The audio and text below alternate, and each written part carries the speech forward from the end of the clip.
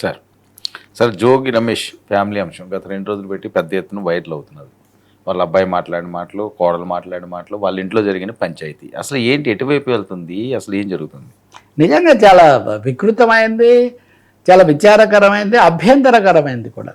మంత్రుల్లాగా మంత్రులు, శాసనసభ్యులు, బాధ్యత కలిగిన వాళ్ళు చేయాల్సినటువంటి పని ఎంత మాత్రం కూడా కాదు. కొంతమంది ఏమో కుటుంబ విషయం ఏంటండి, ఒక మంత్రి ఆ అబ్బాయికి శారీరక లోపం ఉంది అనుకో, ఓకే, అతనికి పుంసత్వం లేదు, లేకపోతే అనే సంసారానికి పనికిరారు, ఓకే, శారీరక లోపం కానీ మీరు పెళ్ళి ఎందుకు చేశారు? పెళ్లి చేయడం శారీరక లోపానికి సంబంధించింది కాదు.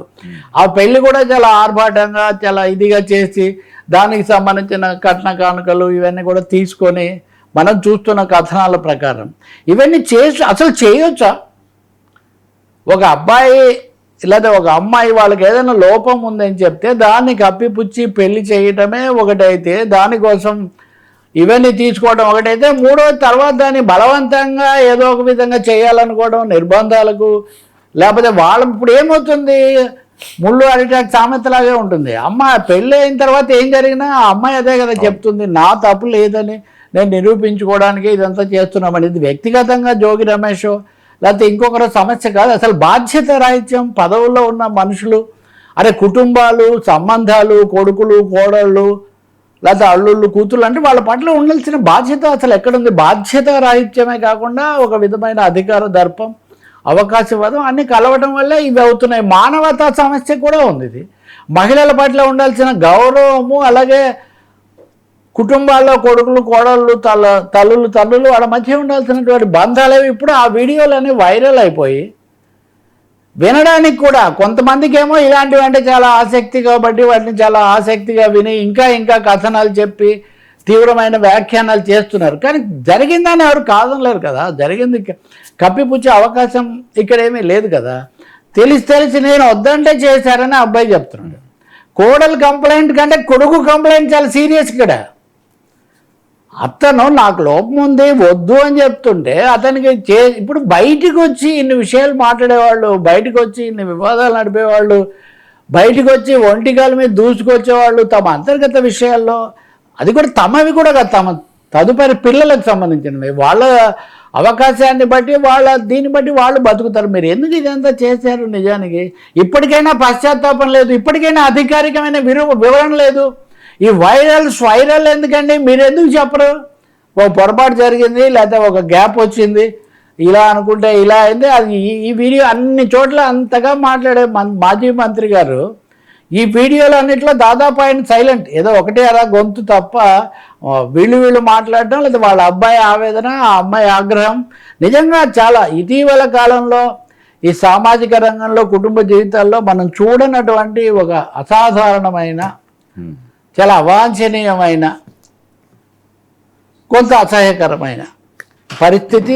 స్వయంకృతం, ఇదేమీ అనుకోకుండా జరిగింది కాదు, లేకపోతే యాదృచ్ఛికంగా జరిగింది కాదు. పథకం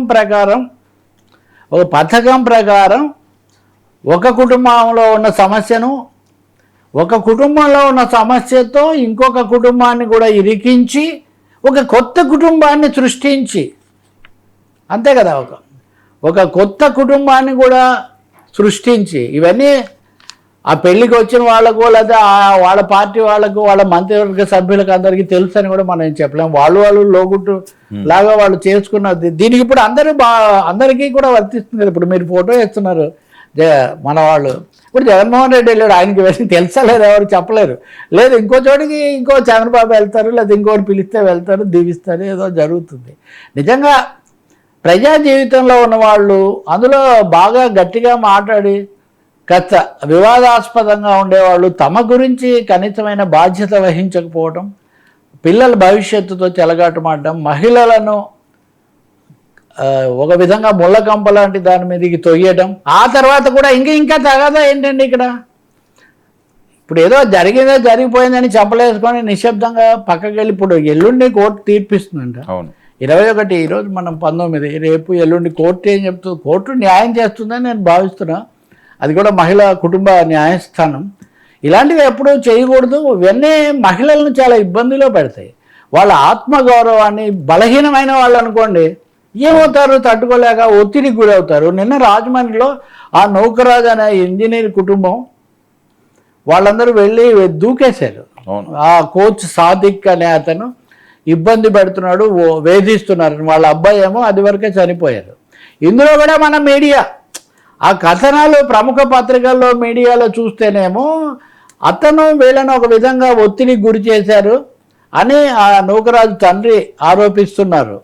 కొన్ని మీడియాలకు ఇవన్నీ కాదు, సాదిక్ అనగానే ఇతను మత మార్పిడి కోసం ప్రయత్నం చేశారు ఈ స్టోరీలు. నేను చెప్తుంది ఏంటంటే కుటుంబాల్లో ఇట్లాంటి విషయాలు తప్పకుండా జోగి రమేష్ షుడ్ ఓస్ట్ an explanation to the society, to the family. ఇది తప్పకుండా ఇది మహిళలకు సంబంధించిన అంశం కూడా. హోదా కోసం, డబ్బు కోసం పెళ్ళిళ్ళు అంటే వస్తారు కదా, భార్య వస్తారు, జనం వస్తారు, హంగామా ఉంటుంది, కానీ తర్వాత జీవిత వాస్తవం వెక్కిరిస్తుంది కదా, అది ఈ పరిస్థితి.